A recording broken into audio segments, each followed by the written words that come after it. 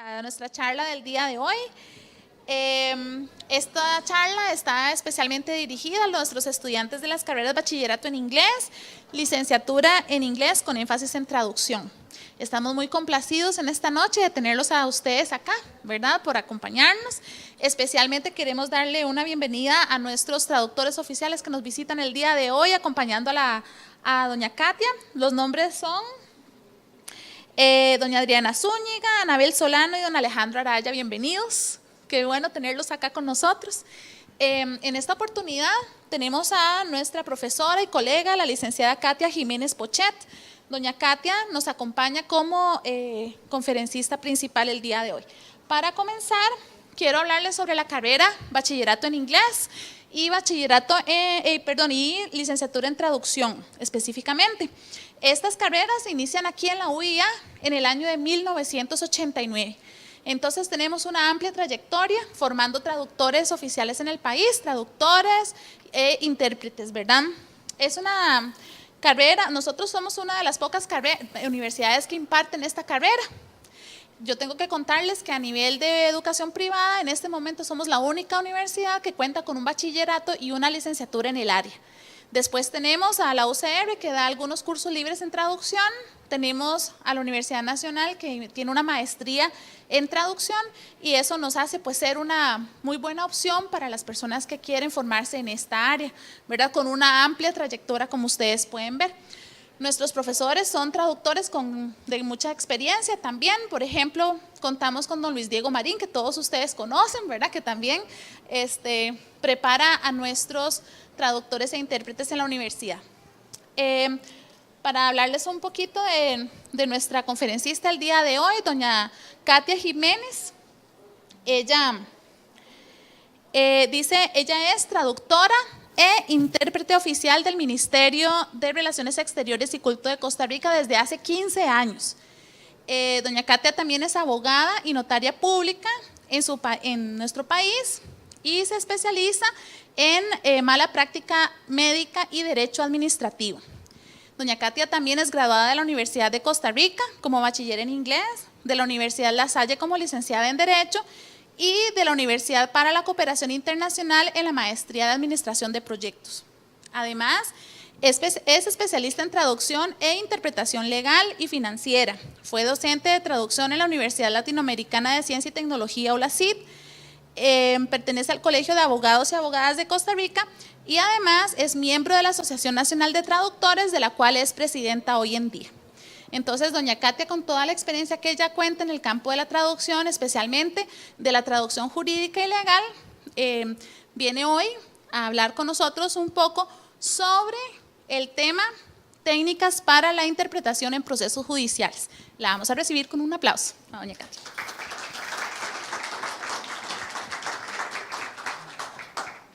Bueno, muy buenas noches a todos. Muchas gracias a mis colegas, muchas gracias a mis estudiantes y a todos los que han venido en esta noche, a mis colegas profesores, a mis estimables decanos de la universidad. Voy a proceder con la presentación, nada más que… ¿Está aquí Dinier? Ok. ¿De dónde surge primero la necesidad de hablar sobre este tema? Bueno, primero que todo, para los que les interesa el campo de la traducción o la interpretación de alguna forma, sabrán que la interpretación legal es quizás una de las más difíciles que uno puede desarrollar. Hay muchas otras que requieren un grado de conocimiento técnico importante.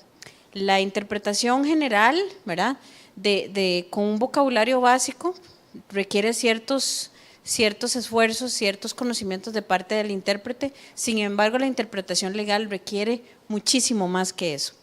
Lo que les voy a presentar hoy es un poco para que ustedes, y tal vez les va a parecer un poco legalista, van a disculpar mi formación jurídica, pero es importante que nosotros como intérpretes, ¿verdad?, como colegas, que ustedes algún día van a ser nuestros, comprendan en qué sistemas legales nos situamos cuando estamos interpretando, por lo menos en los sistemas legales de América y Europa, que son los que más nos involucran a todos los que trabajamos en diferentes idiomas. Ok. Vamos a ver. Creo que necesito un punterito. Ok. Vamos a cubrir los siguientes temas. La especialidad del lenguaje jurídico, diferentes sistemas legales, características de los principales sistemas legales con los que trabajamos y lo que requiere la interpretación judicial. Ok. La especialidad del lenguaje jurídico. ¿Por qué hablamos del lenguaje jurídico como un lenguaje especializado? Bueno, precisamente porque es el lenguaje que utilizan los órganos de la Administración de Justicia y los operadores del derecho. Ahora me van a decir ustedes, ¿y quiénes son los operadores del derecho? Bueno, todos los jueces de la República, todos los abogados, todas las personas que trabajan dentro de los juzgados, todos ellos son operadores del derecho. Ahora, ¿en qué tipo de textos vamos a utilizar el lenguaje jurídico? En todos los textos de protección de la vida social, por ejemplo, sentencias, leyes, decretos, etcétera. En todo ese tipo de textos se va a utilizar el lenguaje legal. También hay algunas variantes, por ejemplo, todos los textos que provienen de los jueces, de los notarios públicos, de funcionarios públicos, cuando tratan de justificar sus decisiones, etcétera. Estos son algunos de las variantes en las que utilizamos un texto jurídico. Ahora, ¿qué es lo que ocurre en la interpretación? Específicamente los que estudiamos inglés, vamos a pasar a una persona de un sistema legal a otro.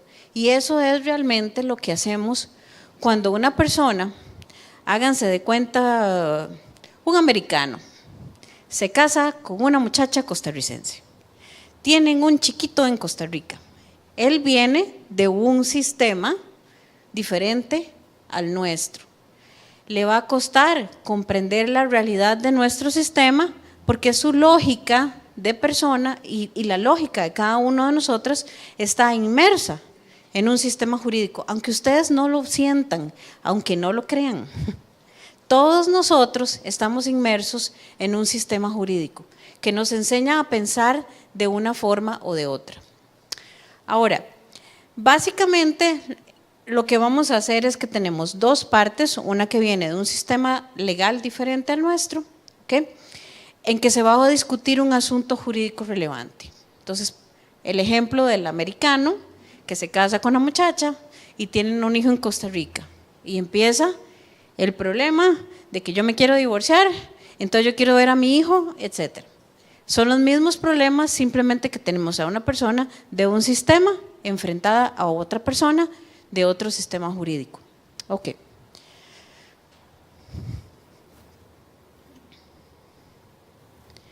¿Cuáles son los grandes sistemas legales que tenemos?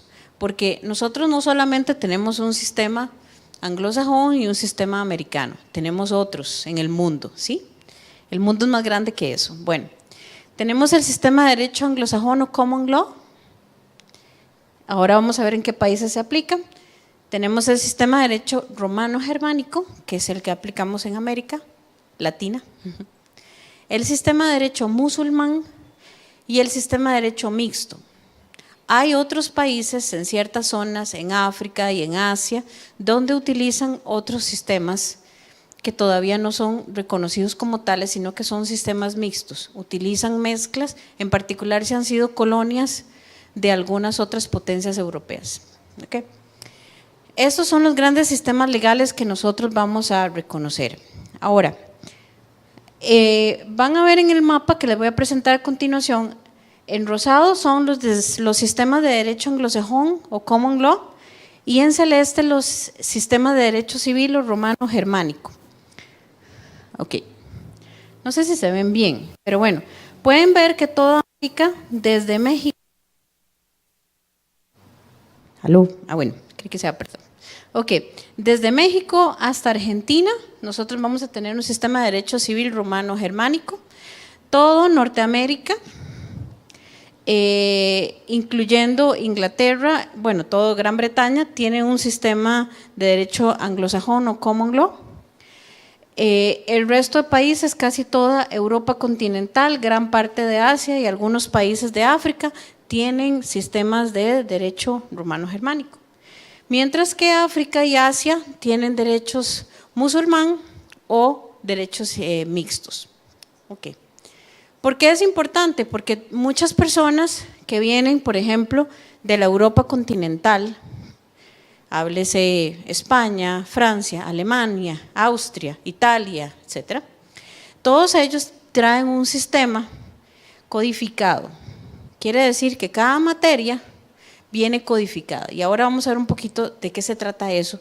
Yo sé que ustedes no son estudiantes de leyes, son estudiantes de idiomas.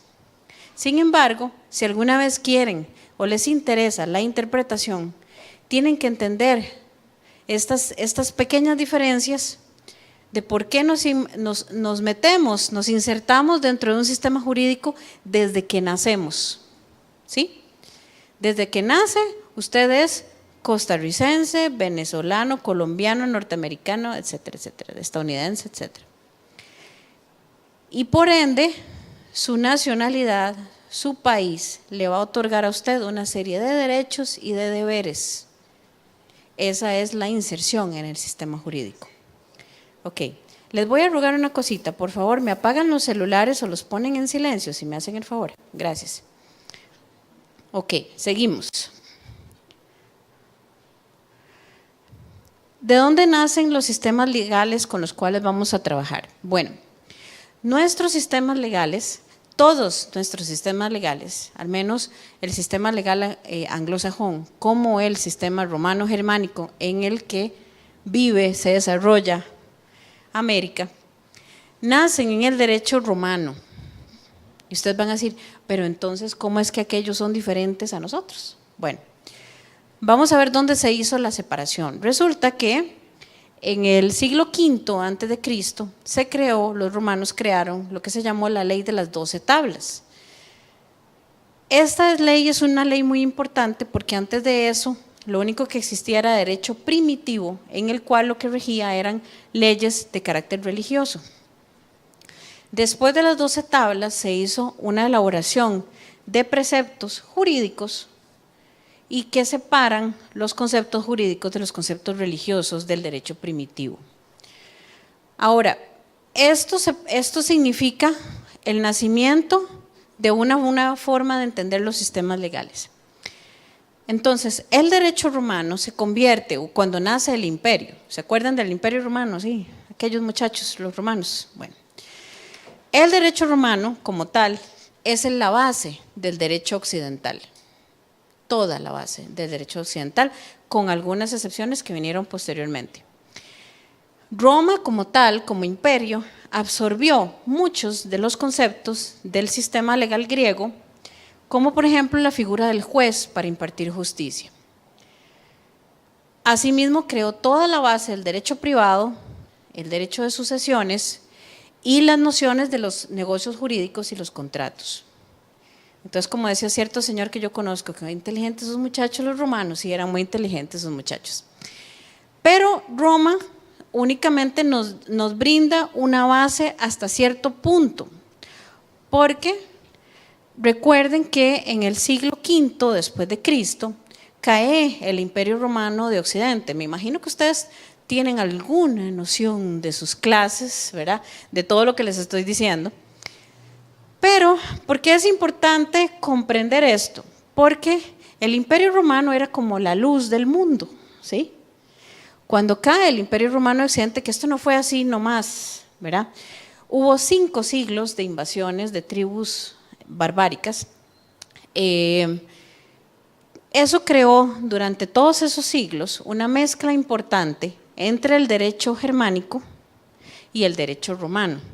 El derecho germánico, entendido como el derecho de los bárbaros, que era un derecho muy poco estructurado, con muy poca legislación, sino que era todo por la costumbre. Entonces ellos resolvían todo por la costumbre. Ya van viendo de dónde va naciendo el common law. ¿Okay? En el siglo VI, después de Cristo, cuando ya ha caído el Imperio Romano de Occidente, el emperador Justiniano del Imperio Romano recuerden que el Imperio Romano se dividió en 2, el Imperio de Occidente y el de Oriente. ¿Okay? Esto no es una lección de historia, simplemente para basarles. Okay. Cuando cae Occidente, permanece el de Oriente. Entonces, el emperador Justiniano es el que ordena la creación, la compilación de lo que se llama el Corpus Iuris Civilis. Es todo el cuerpo de legislación creado por el Imperio Romano de Occidente, compilado en un solo código. ¿Por qué esto es tan importante? Porque en mucho cualquiera pensaría que el derecho que crearon los romanos, esos muchachos tan inteligentes que les dije hace rato, todo eso se perdió. Sin embargo, no fue así. Gracias a los esfuerzos del Imperio Romano de Oriente, se compiló lo que se conoció como el Corpus Iuris Civilis, que es posteriormente lo que se pasa a estudiar luego como el derecho romano. Ok.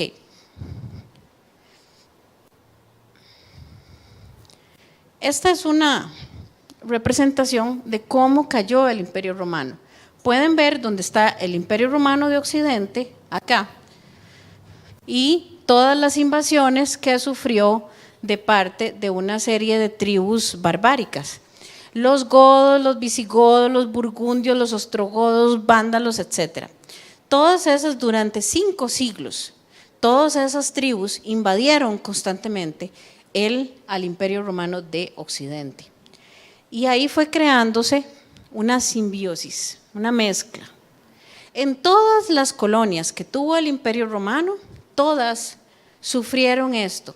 Todas las tribus, por ejemplo, cuando ustedes piensan, ¿cuántos de ustedes son católicos? Levanten la mano, ok. Mínimamente se sabe la historia de Jesús, ¿verdad? Más o menos, lo que pasó con Jesús, Semana Santa, etc. Bueno, el tema es que los judíos, el pueblo judío, eran una colonia del Imperio Romano, que tenía sus propias leyes, que tuvieron que lidiar con las leyes del imperio para poder lidiar con el imperio, ¿sí? Entonces yo tengo mis leyes internas como pueblo, pero también para lidiar con el imperio tengo otras leyes. Sin duda alguna, toda esta confluencia de leyes fue cambiando tanto al imperio como a los pueblos. El Imperio Romano creó una importante cantidad de legislación en muchos temas, porque al tener que lidiar con tanta gente de tan diferentes ascendencias culturales, tenía que crear, se vio en la necesidad de crear indudablemente derecho para lidiar con toda esta gente y lidiar con las situaciones que se iban presentando en el día a día. Ok. De este lado podemos apreciar el Imperio de Oriente. Aquí está Constantinopla. Okay. El Imperio de Oriente es el que sobrevive al de Occidente en el siglo V, cuando cae el Imperio Romano de Oriente. Y ojo que cuando le digo cae el Imperio Romano de Occidente, no es una cosa de nuevo de un pronto a otro. Es una cosa que se va dando paulatinamente, ¿sí? El poder a veces es insostenible. Y esto le pasó a Roma. El poder es insostenible. Entonces, donde los fueron atacando por diferentes fronteras, empezaron a perder poder. Ahora, pueden ver que incluso el Imperio Romano de Occidente llegó hasta gran parte, cerca de la mitad de Gran Bretaña. Sin embargo, era la provincia más lejana hacia el norte que tenía el Imperio Romano. Por tanto, la influencia que pudo llegar a tener Roma sobre la isla de Gran Bretaña es poca, sobre todo porque tuvieron muchas guerras. Todos los que han visto la película Gladiador, aunque no es un reflejo muy, ¿verdad? Qué bárbaro, ¿verdad? De la realidad, el actor está guapo, todo lo que ustedes quieran, pero en realidad puede darles una idea de lo que se enfrentaron los romanos cuando llegaron a ese clima, con esa gente y todas las dificultades que tuvieron. Ok, eso es una representación de las dificultades que tuvo el imperio al ir subiendo, tratando de abarcar más y más territorio hacia el norte de Europa. Entonces, por eso pueden ver, por eso les decía, que incluso parte de Inglaterra, no así Irlanda ni Escocia, pero parte del territorio de la isla de Inglaterra, tuvo influencia de los romanos. Inclusive, si ustedes alguna vez tienen la oportunidad de visitar Inglaterra, van a ver que todavía se preservan varios sitios romanos, casas romanas con dibujos romanos. Yo estuve en una de esas casas, por suerte, ¿verdad?, de la vida. Entonces, hay todavía asentamientos que conservan con mucho celo, ¿verdad?, que dan evidencia de los asentamientos romanos que existieron en la isla. Ahora, ¿por qué es importante que entendamos todas estas cosas? Bueno, porque el derecho romano, que luego, como les dije, ¿se acuerdan el muchacho que les dije anteriormente, el emperador Justiniano? Él es el que crea el Corpus Iuris Civilis como una forma de rescatar lo que había hecho Roma anteriormente. En el siglo XII, después de Cristo, resurge el comercio y también empiezan a surgir las primeras universidades en Europa. Entonces, se vuelve a estudiar el Corpus Iuris Civilis, ya mezclado un poco con derecho canónico, que había evolucionado de una manera importante. Y es importante entonces que ustedes recuerden, el derecho germánico como tal, que es el desarrollado por los pueblos bárbaros, no es escrito ni estructurado como el derecho romano. Entonces, eso evidentemente crea una diferencia importante en la manera en que se aplica la ley en un sistema con influencia del derecho romano y en un sistema con influencia germánica. Entonces, el derecho romano combinado con el derecho germánico y los avances que luego se realizó en cada nación son la base del derecho occidental moderno, son la base. Cada país, particularmente por ejemplo Francia, España, Italia, Alemania, todos ellos aportaron grandes pensadores, ¿verdad?, de la filosofía del derecho, que dieron sus aportes en diferentes campos del derecho.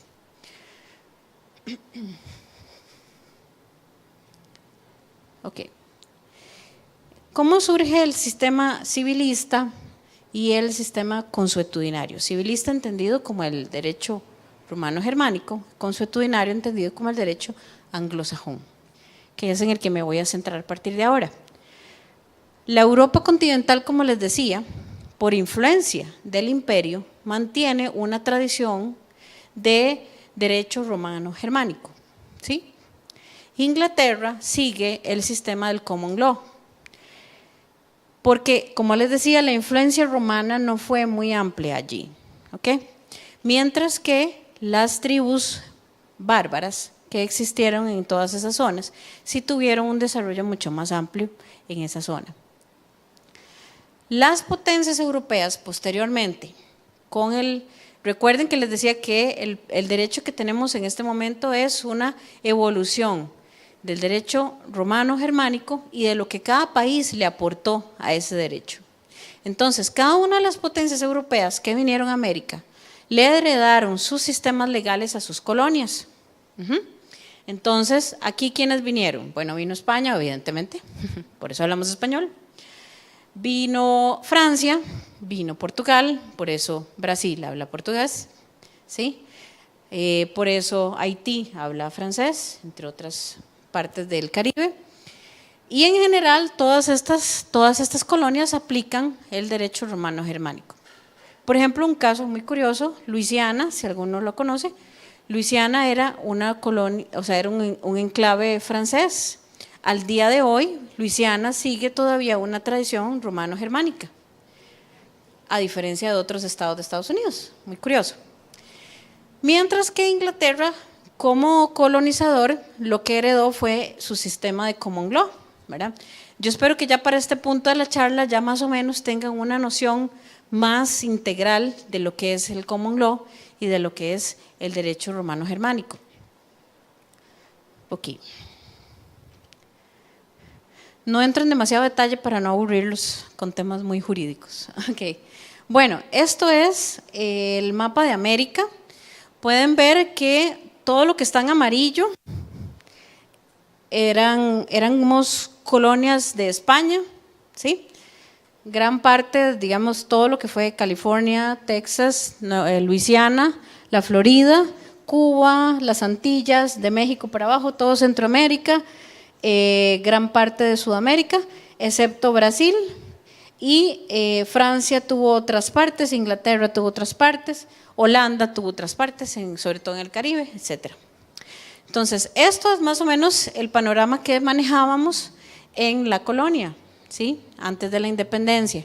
Todos estos países éramos colonias de las potencias europeas y por ende heredamos en mucho su derecho. Igualmente, cuando las potencias europeas chocan con las poblaciones americanas, también que pasa lo mismo que le pasó a los romanos, tienen que empezar a adaptarse. Por ejemplo, surge el derecho indiano, que es un derecho creado especialmente para proteger a las poblaciones indígenas en su momento, entre otras. Entonces, todos los imperios, al chocar con poblaciones y tratar de subyugarlas, tienen que empezar a lidiar con ellos. Todas las poblaciones indígenas de América tenían sus propias leyes. Al chocar con los imperios, con las potencias españolas, ahí es donde, ¿verdad? No crean que fue todo amor y paz, no. Fue difícil. La conquista de México, la de Perú, inclusive la Centroamérica, etcétera, todo implicó grandes luchas y derramamientos de sangre importantes para nuestras poblaciones indígenas y las poblaciones también de los colonizadores. Ok, me estoy yendo por otro lado, pero bueno, nada más para que ustedes entiendan, digamos, que todas estas potencias europeas que a su vez heredaron sistemas europeos, ¿verdad? Heredaron el sistema romano-germánico, crearon su propia legislación, luego pum, chocan, vienen a América, chocan con las poblaciones indígenas y también tienen que crear derecho para adaptarse también a las poblaciones indígenas locales del continente americano. Ok, solo para que lo tengan en consideración, algunos latinismos que nosotros utilizamos diariamente, al menos en el sistema legal.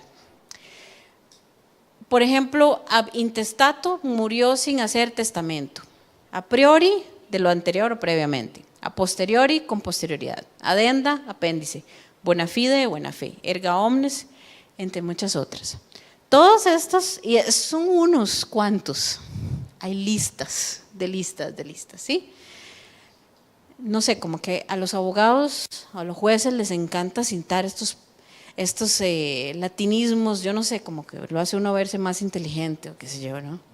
¿Verdad? Entonces los pobres traductores después, ¿y esto qué? ¿Verdad? ¿Por qué? Porque el uso de latinismos, aunque no es exclusivo de nuestro sistema jurídico, porque algunos jueces en otras legislaciones también utilizan algunos latinismos, es más común del juez civil de América, por ejemplo, o español, o en general del sistema romano-germánico. No es tan común en los jueces que vienen de un sistema anglosajón, para que lo entiendan así, ¿ok?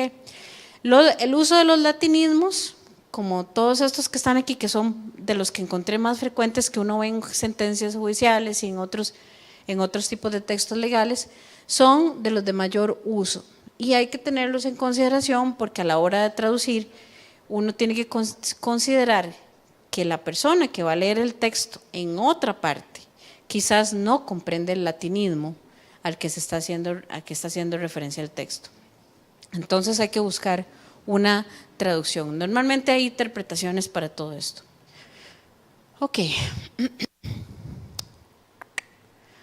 Bueno, lo que requiere la interpretación judicial, y aquí hay colegas traductores que no me dejan mentir.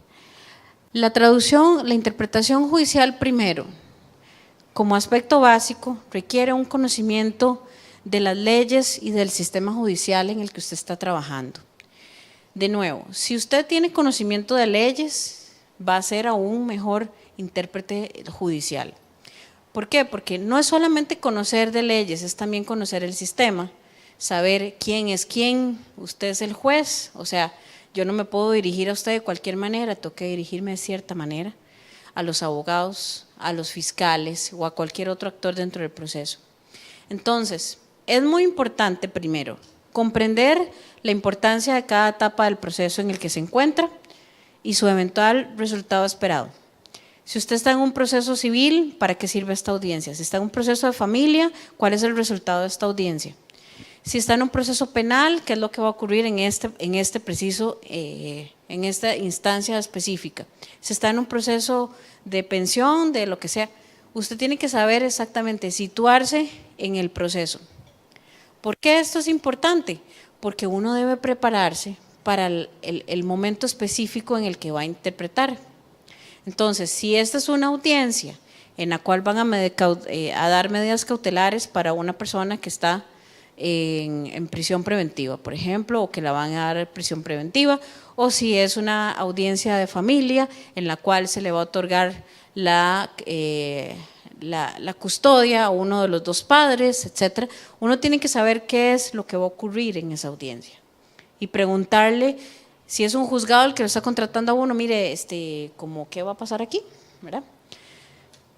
También es importante que uno lea antes, empaparse un poco de cuál va a ser la temática. Preguntarle, si es un abogado, una parte que lo contrata, mire, licenciado, ¿qué es lo que va a ocurrir aquí? ¿Por qué esto es importante? Porque así también nosotros nos preparamos con vocabulario. Estas audiencias normalmente son muy retadoras para el intérprete y son exhaustivas, requieren muchísimo de parte nuestra, mucha inteligencia emocional. Hay algunos tipos de derecho que requieren, como les decía, inteligencia emocional por la dificultad de las cosas que ocurren ahí, la carga emocional. Puede haber partes que lloren, que griten, que se digan cosas feas, ¿verdad? Entonces uno tiene que saber manejar muy bien su inteligencia emocional para no caer en el juego de las partes.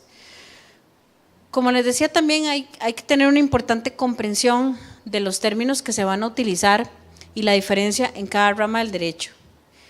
Si por ejemplo yo estoy en un proceso civil de cobro porque no pagué una deuda, entonces en ese proceso soy un demandado. Pero resulta que estoy en un proceso penal porque le pegué a un tipo, entonces le causé unas lesiones, o le pegué un balazo, se metió a mi casa, entonces bueno, yo ahí soy un imputado, ¿sí? Entonces, si soy, por ejemplo, si es el Estado es un demandado en un proceso judicial porque resulta que quería expropiar por ejemplo aquí como Fridays, que lo tienen ahí, tienen una protesta contra el MOB, bueno, entonces el Estado es el accionado, ¿ok? Ahora, el tema es que nosotros tenemos que saber situarnos adecuadamente en el proceso y no decir, sí, es que el demandado cuando estamos hablando del imputado, o es que el accionado, no, es que fíjese que usted está en un proceso civil, aquí tiene que ser el demandado o el demandante, dependiendo de quién sea. Okay.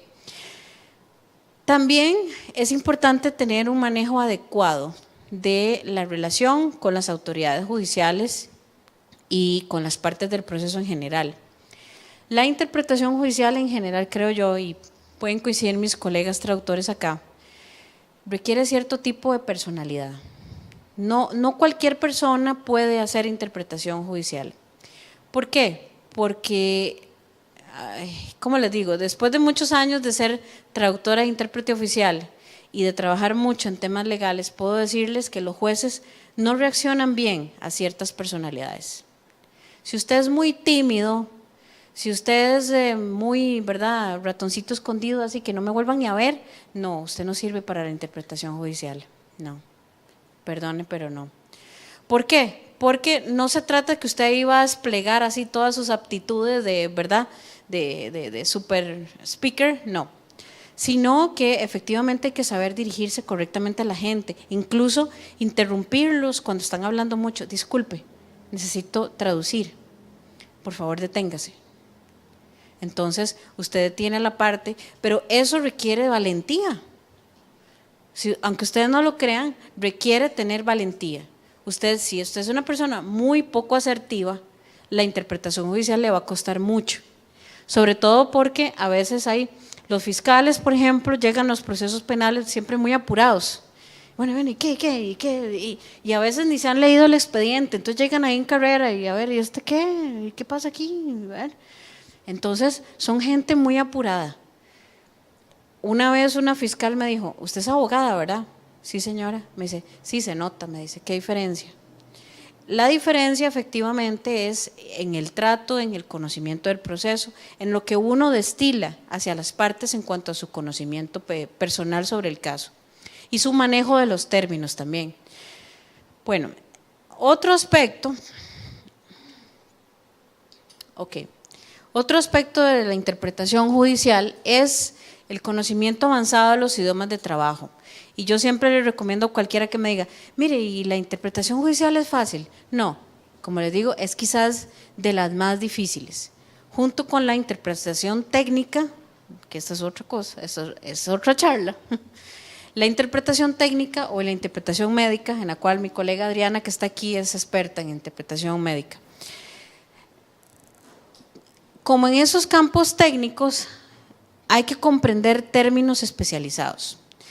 ¿Y qué es lo que al menos yo hago en mi práctica cuando a mí me piden ir a interpretar un juicio, una audiencia, una sesión forense? Inclusive he asistido a varias sesiones en psicología forense para personas que están pidiendo libertad condicional. Entonces, ¿qué es lo que hace uno como intérprete? Se prepara antes. Si usted lo contrata el juzgado, entonces usted va, acepta un nombramiento, firma una hojita y le dice, ok, permítame el acceso al expediente.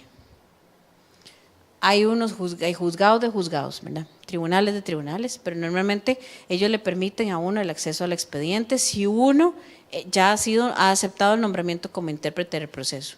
Entonces uno se sienta ahí con el expediente, ve todo el caso, ve quiénes son las partes, de qué se trata el asunto, y usted lee un poquito, ¿verdad? Saca vocabulario, uno le dice, ¿puedo sacar fotos? Sí, saque fotos. Entonces uno saca fotos del expediente, sí, lo dejan, pida permiso antes. Entonces, esa labor previa de investigación, nadie se la paga a uno, es muy ingrato, nadie se lo paga, pero usted va muchísimo mejor preparado como intérprete, ya lleva conocimiento, quién es el fulano, quién es el otro fulano, qué fue lo que pasó aquí, cuál es el vocabulario, qué es la situación fáctica, ya yo comprendo bien qué es lo que va a ocurrir. Como le decía también, hay una capacidad de improvisación importante. Un día a mí me tocó ir a interpretar para el tribunal el juzgado de ejecución de la pena de Alajuela, que es el que ve todos los casos de los reos presos en la Reforma. Son interpretaciones bastante rudas. Normalmente los que caen por drogas y todo ese tipo de cosas son jamaiquinos, trinitarios y todas estas criaturas, ¿verdad? Pobrecitos. O por tentativa de homicidio o así, ¿verdad? Entonces normalmente, ¿verdad? Lo ven a uno, ¡ay, usted habla inglés! Y se aferran a uno, ¿verdad? Y lo andan a uno, y yo, no me agarre, no me agarre. En serio, no, hay que andarlos como así, ¿verdad? Porque, ¿qué es lo que siente la persona cuando alguien habla su idioma? ¡Ay, usted habla mi idioma!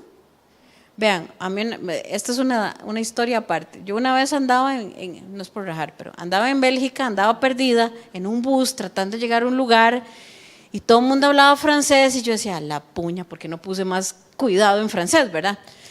Bueno, yo medio chamusqueaba el francés, entonces llegué y dije yo, y seguro hablé en voz alta. Dije yo, ¿dónde será que me tengo que bajar? Seguro lo dije en voz alta. Una señora que estaba a la par mía, usted habla español. Y me ha agarrado, ustedes no se imaginan, me agarró, me sacó del bus, ay, yo soy colombiana, qué divino ir a española y venga. Me llevó a tomar café a la casa, yo decía, ay, Dios mío, que sea buena gente y que no me esté secuestrando. Bueno, esta anécdota les debe servir para que ustedes sepan cómo se siente una persona que está indiciada en un proceso y que dice, este habla mi idioma, este me entiende.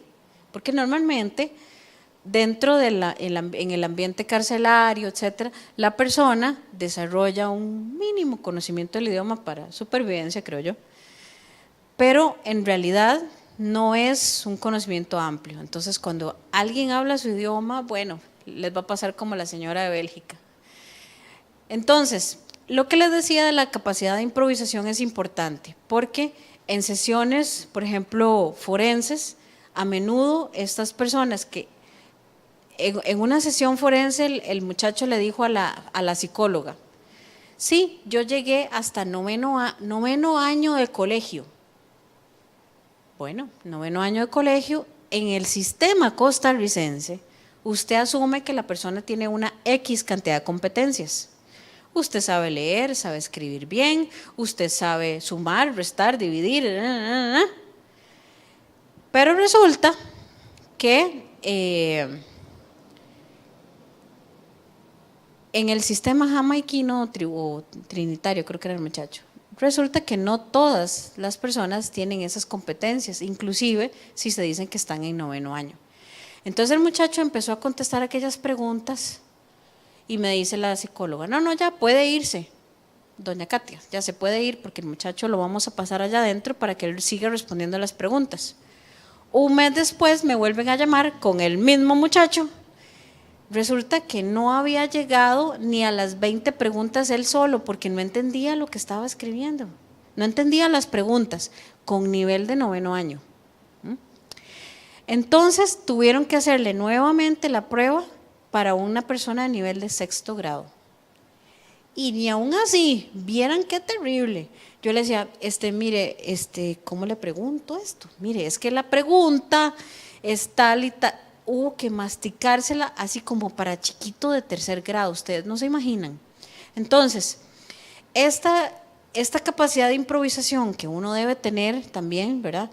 A veces hasta uno es medio psicólogo, medio, ¿verdad? Si las partes empiezan a llorarle a uno ahí mismo, o sea, pueden ocurrir todo tipo de cosas. Entonces, hay que tener cierta personalidad para adaptarse al entorno y poder responder de una manera adecuada. Y además, según sea el área de derecho o el tipo de caso, es posible que se requieran conocimientos adicionales. Por ejemplo, hay fiscalías, hay juzgados especializados que ven muchos temas financieros. Entonces, si a usted se le ocurre aceptar un trabajo en un tema financiero, prepárese porque eso es otra cosa, ¿verdad? Aparte del conocimiento normal de derecho, de la audiencia y todo lo que ya les dije antes, prepárese con vocabulario adicional, porque lo va a requerir, ¿sí? Dependiendo de lo que sea y el tipo de tema. Okay. Esto me lleva a otro tema. Es importante también, y eso lo reitero, tener una alta capacidad de lidiar con situaciones inesperadas y de tener buenas relaciones interpersonales, ¿sí? Es muy importante crear una relación previa adecuada con la parte. Digamos, si usted lo contrata un juzgado, un tribunal, entonces por lo menos ir unos días antes, hablar con la gente del tribunal, ver el expediente, más o menos, ¿verdad? Inclusive, si uno es contratado por una de las partes, por un abogado, mire, es que vamos a una audiencia de familia, como me tocó un día, una audiencia de familia, en que resultó que el señor era un gringo, la señora era costarricense, tenían un pleito espantoso por la pensión. Resulta que entonces yo soy contratada por el señor americano. Sin embargo, al momento en que uno acepta el nombramiento, uno se convierte en intérprete del proceso. Entonces yo debo ayudar a todas las partes, ¿sí? Porque aunque mi cliente es la única persona que habla inglés, yo debo interpretarle a todos, lo que él dice, lo que otros le dicen a él, lo que aquella le dijo a aquel, etcétera. Entonces uno debe hacer la función para todos lados. En un momento, hasta a veces uno se le hace un switch, y en un momento, en esa audiencia en particular, de tanto porque la señora le gritaba al otro y aquel le gritaba a ella, y el abogado hablaba y el juez hablaba y aquel hablaba, y era como un ping pong aquello. Yo interpretando y estaba hablándole al juez en inglés. Se me queda el juez viendo así y me dice, doña Katia me está hablando en inglés. Y yo, uy, perdón. Me dice, no se preocupe, yo le volví a decir lo que estaba diciendo en español. El switch de idiomas. Bueno, es importante que de previo a hacer este tipo de interpretación, para poder adquirir estas capacidades y estos temas de improvisación y de crear relaciones interpersonales, el intérprete debe foguearse en otros tipos de interpretación. intente interpretación general, intente con ONGs o con otros tipos que sean menos complejos. De nuevo, la interpretación jurídica es muy difícil porque sobre todo, si usted dice algo mal, puede causarle un problema a una de las partes. Ya ustedes pueden ver las implicaciones de una mala interpretación. Entonces, antes de hacer interpretación judicial, sírvase, ¿verdad?, hacer otros tipos de interpretación.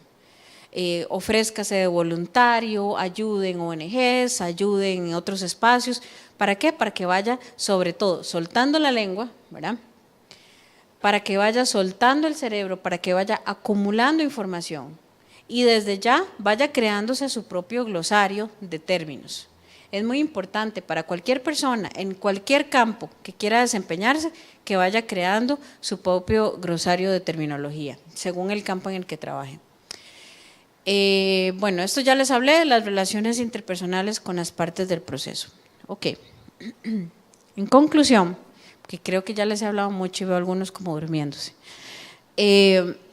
La interpretación jurídica para fines judiciales requiere no solo un alto conocimiento de los sistemas legales involucrados y también de los idiomas de trabajo, sino también habilidades interpersonales avanzadas, ¿sí?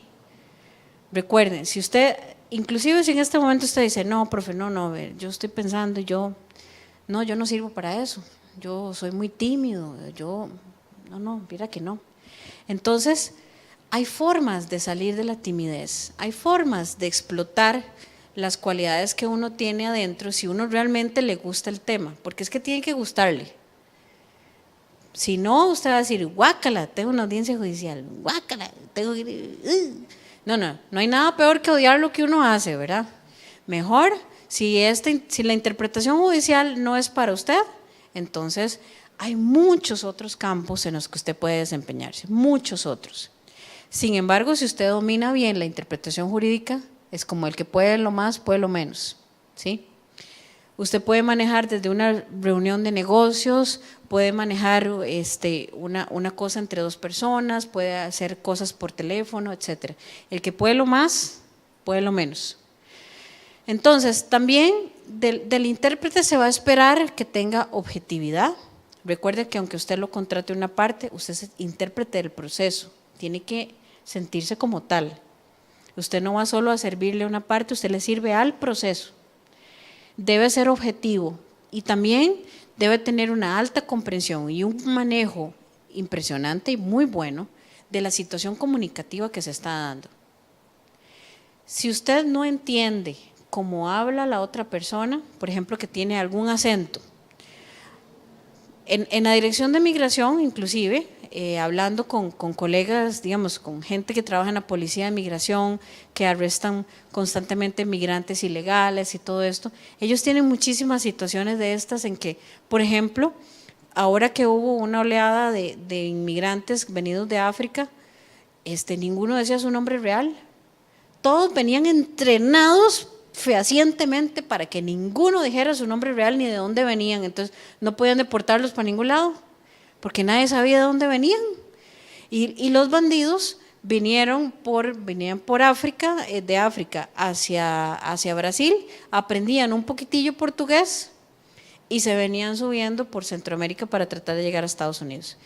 Todas esas situaciones hacen que la persona, sobre todo, tenga acentos difíciles a veces de comprender, tenga mañas, como por ejemplo estas situaciones en las cuales son personas con situación irregular, y además a veces también acentos fuertes. Por ejemplo, los que hemos oído a una persona, un alemán, un austriaco tratando de hablar inglés, un acento fuerte, ¿verdad? O por ejemplo, británicos o un galés o una persona de Escocia con aquellos acentos fuertes, y uno dice, espérese para acostumbrarme, espérese, hábleme un poquito más para que me entre el acento, ¿verdad? Porque no son acentos comunes. Entonces, es difícil comprenderles hasta lo que dicen. Entonces, a veces uno puede creerse el más experto intérprete del mundo y resulta que, ¿verdad?, le llegan casos así, como estos. Entonces, Por ello es que es importante prepararnos. El intérprete nunca deja de estudiar y todos mis colegas con los que yo hablo constantemente están metidos en cursos, oyendo cosas, yendo aquí, yendo allá, siempre, siempre, siempre, siempre estudiando. ¿Por qué? Porque hay constantemente nuevos términos, hay mucho slang que se va colando en el idioma. Uno tiene que estar preparado con eso. Hay que estar oyendo películas nuevas, hay que estar oyendo la forma en que habla la gente más joven. Hay que estar escuchando y poniendo atención para ir adquiriendo vocabulario. Uno nunca puede quedarse como intérprete botado y decir, no, pero es que yo aprendí inglés hace 20 años, es suficiente, yo traduzco todos los días y yo tengo un conocimiento vastísimo. No, fíjese que no. Los idiomas son entes vivos, los idiomas todo el tiempo cambian y nosotros debemos cambiar con ellos. Por eso es que es muy importante que nos mantengamos constantemente actualizados, aprendiendo sobre las diferentes áreas, leyendo hasta cosas que no nos gusten. Porque ahora es muy fácil tener así al toque del dedo, ¿verdad?, de la mano, usted lo vemos, busca en Google y todas las tonterías de la realeza británica le aparecen uno ahí. Cuanta cosa haga la tipa esta Meghan Markle, todo aparece ahí. Uno dice, bueno, veamos más allá de Meghan Markle, ¿verdad? Entonces usted se mete a revistas, a mí me encantan las publicaciones científicas, entonces yo leo mucho sobre temas científicos, sobre temas legales, entonces lea cosas que a usted le gusten, pero lea. ¿Por qué? Porque si usted quiere ser intérprete, usted tiene que devorar palabras, literalmente. Si usted es de las personas que solamente se leen las noticias de Meghan Markle y lo que hizo el fulano tal y lo que hizo el otro, usted puede ser un versado en las celebridades de Hollywood, pero no es versado en los temas en los que usted va a interpretar. Y les repito, el intérprete y el traductor nunca deben dejar de estudiar, nunca. Y ahí la importancia que nosotros seamos personas muy cultas, que podamos hablar de muchos temas. A mí me encanta hablar con mis colegas traductores porque saben de todo tipo de cosas. Porque inevitablemente los textos que nosotros vamos traduciendo nos van nutriendo de cultura, inevitablemente. E igualmente toda interpretación que nosotros hagamos. Bueno, no los aburro más, yo creo que ya hablé más de una hora, ¿verdad? Abro la mesa para preguntas que tengan, con muchísimo gusto. Ay, don Diego. Compañera, por lo que usted ha dicho, siempre tiene que decir a la persona, deténgase, tengo que interpretar. Eso entonces implica que la interpretación jurídica es más bien interpretación consecutiva, no simultánea, ¿correcto? Sí, lamentablemente en otros sistemas que sí tienen más plata y tienen sistemas adecuados de interpretación, tienen cabinas, los tribunales tienen cabinas donde los intérpretes pueden ir e interpretar de manera simultánea. Sin embargo, normalmente en Costa Rica no hay de eso, no. Entonces, tenemos que, y eso, digamos, les digo que no aplica solo para la interpretación judicial, porque contratar cabinas de interpretación, como sabe aquí muy bien la colega Adriana, contratar cabinas de interpretación cuesta muchísimo, tiene un valor importante por día para los organizadores, entonces no es una cosa tan sencilla, no voy a entrar en detalles sobre eso, pero normalmente los procesos judiciales lo que requieren es interpretación consecutiva por la dinámica propia del evento. Entonces no se requiere que usted constantemente desarrolle habilidades de toma de notas, que esa es otra cosa. Las habilidades de toma de notas son importantes y eso debe darse todo un curso de toma de notas, no es así como, así las notas de la U, no, no son como las notas de la U, no, es otra cosa, ¿sí? Entonces, podríamos pensarnos un cursito de toma de notas, ¿verdad? Sí, hay todo un cursito, sí. Entonces, la toma de notas es toda una ciencia. Y eso es una habilidad que se va desarrollando con el tiempo también, y la práctica. Entonces, normalmente, en interpretación judicial, normalmente es interpretación consecutiva. Y uno sí, por eso les decía que uno debe decirle a la parte, por favor, puede detenerse. O hablar previamente con las partes y decirle, por favor, haga oraciones cortas para yo poder interpretar lo que usted dice. porque también está en uno desarrollar una memoria importante, y eso solo con la práctica. De cuánto puede usted, ¿verdad? Cuánto puede usted devorar en términos de discurso para poder transmitir adecuadamente la situación hacia el otro idioma. ¿Alguna otra pregunta?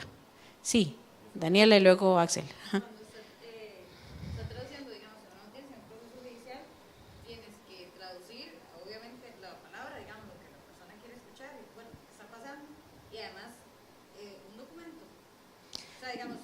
Sí, no, normalmente, o sea, lo que al intérprete lo llaman para situaciones específicas. Por ejemplo, cuando va a venir un testigo, que ese testigo habla otro idioma.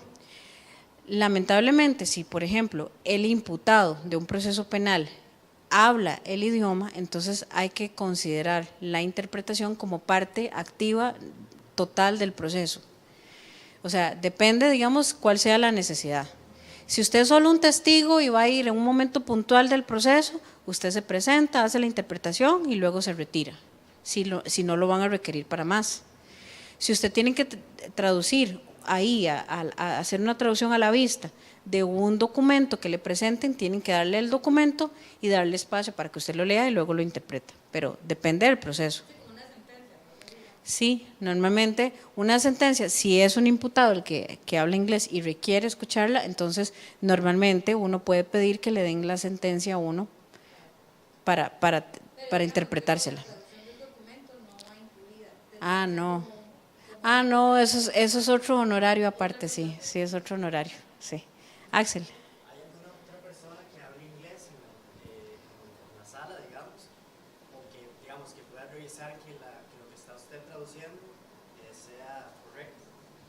Digamos, normalmente no. Normalmente, por ejemplo, los abogados tienen un nivel más o menos adecuado de manejo del idioma, entonces para comunicarse con su cliente. Si el cliente es una persona que habla inglés u otro idioma, entonces el abogado se comunica con él en el idioma. Sin embargo, es muy probable que el abogado no tenga suficientes habilidades de interpretación como para poder decir lo que usted está diciendo está mal, normalmente. Sí, no me sé tu nombre.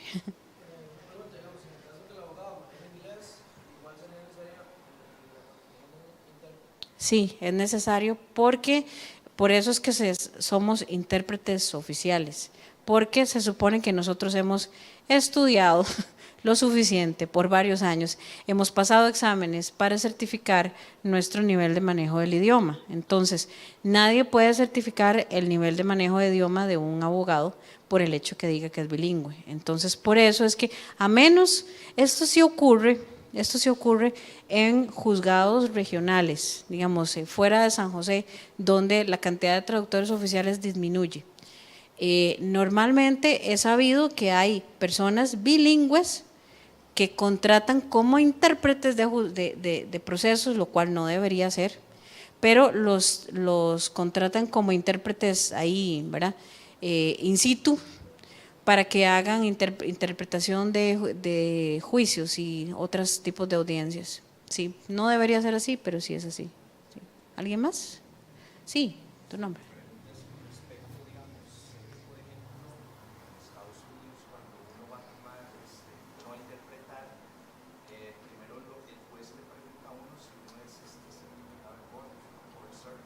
Sí. Es que uno, para poder aceptar una interpretación de un juicio, por ejemplo, el proceso se hace antes. Entonces, uno asiste al tribunal, si uno acepta el nombramiento, uno firma un formulario y eso queda en el expediente. Entonces, uno se presenta como el intérprete en la mañana, usted entra y se sienta con sus cositas y todo, entonces los jueces lo dejan pasar y luego le dicen, a ver, y lo juramentan porque ya consta en el expediente el nombramiento que usted hizo previamente, a menos que tenga que ser una cosa improvisada porque tal vez sea una audiencia, ¿verdad?, que salió ahí de repente. Entonces agarran a Adriana, agarran a Anabel, o agarran a Alejandro o a Katia y ¡pum!, y lo nombran ahí mismo y listo.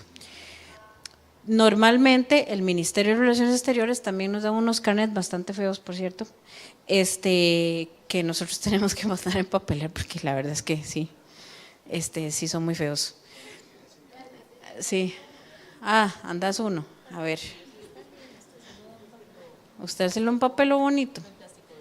Bueno, hasta fotillo y todo. Bueno, este es el carnetcito que nos da el ministerio. Entonces, es fácilmente copiable. Bueno. No lo digamos muy duro. Ese carnet uno lo presenta ante cualquier entidad pública, ante cualquier institución, y eso le da a uno carácter de traductor e intérprete oficial. Entonces, sí.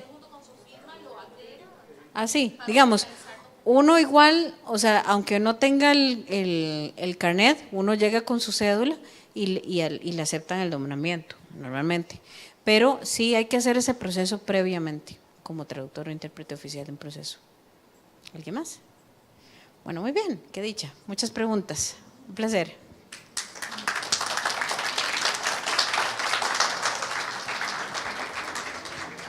Bueno, le agradecemos muchísimo a doña Katia por haber venido a acompañarnos hoy. Realmente, jóvenes, el arte de la traducción, ¿verdad? Es muy importante.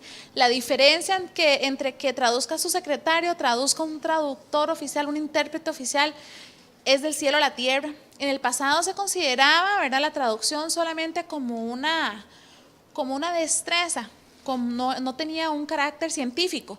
Hoy en día, ¿verdad?, el hecho de poder tener una licenciatura en traducción, ¿verdad?, el poderle dar ese carácter científico a una disciplina tan importante, pues ha trascendido y por dicha, bueno, nosotros contamos con esa carrera aquí en la universidad.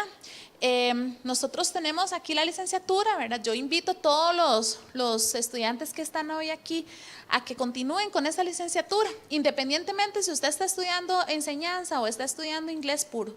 Usted puede optar por esa licenciatura y poder contar también con esta área, ¿verdad?, con esta gran área laboral. El día de mañana usted puede, como muchos de los compañeros docentes, ¿verdad?, enseñar y también traducir, ¿verdad? Son dos campos muy grandes, dos ramas muy importantes cuando uno estudia inglés. Yo les agradezco mucho a todos ustedes su presencia aquí hoy, especialmente a nuestros queridos invitados. Muchas gracias por acompañarnos. Decirles que están cordialmente invitados. Vamos a estar teniendo charlas muy a menudo. Ahorita estamos planeando una también con unos invitados especiales de Panamá que vienen tal vez Katia nos puedes hablar un poquito de esta actividad. Gracias. El día 24 de mayo, acá en este mismo salón, a partir de las 6:30 de la tarde, van a venir unas funcionarias de la Asociación Panameña de Traductores e Intérpretes y de la Federación Internacional de Traductores para hacer pues un convivio con estudiantes y hablar sobre el tema de la traducción y la interpretación a nivel mundial. Entonces, para que ustedes también consideren algunos espacios adicionales. Normalmente se cree que lo único que usted puede hacer con la traducción en Costa Rica es ser oficial y no, hay muchísimos campos adicionales en los cuales usted se puede desempeñar, hay montones de campos de trabajo. Entonces es importante que si se les abre el gusanito de la curiosidad, alguno de estos espacios, pues vengan ese día y compartamos con las colegas panameñas que traen información amplísima. Panamá es un país muy importante también en el desarrollo de conferencias y demás, y son una asociación muy fuerte en términos de promoción de la profesión. Entonces es muy importante aliarnos con ellos también para ir extendiendo esfuerzos y cooperación a nivel centroamericano. Entonces quedan muy invitados a esa charla. Sí, están invitados y igualmente esta semana, ¿verdad?, tenemos como la semana del inglés. El día de mañana vamos a tener también una charla a las 6:30, creo que es aquí mismo, espero que sea aquí, no en la explanada de arquitectura, sino que contemos con su presencia aquí. Esta es de educación, es una charla que habla sobre los procesos de inclusión educativa, muy interesante. El día viernes tenemos otra charla que va a dar la Universidad de Oxford aquí, que se trata sobre las destrezas y las habilidades del educador del siglo XXI, esa es muy interesante también. Y el sábado tenemos una charla que viene un un representante de la compañía Participate, que es una compañía que lleva profesores de inglés a trabajar a otros países, especialmente a Estados Unidos. Esa charla, él nos va a hablar de las ventajas y las bondades que tiene pues salir, ¿verdad? Y trabajar en Estados Unidos en escuelas y colegios, ¿verdad? Cómo se participa, qué es lo que tenemos que hacer, cuáles son los requisitos y demás. Entonces están invitados todos ustedes a venir, ¿verdad? Entonces regresamos a las clases y muchísimas gracias por su presencia. Buenas noches. Pues tomamos unas fotos.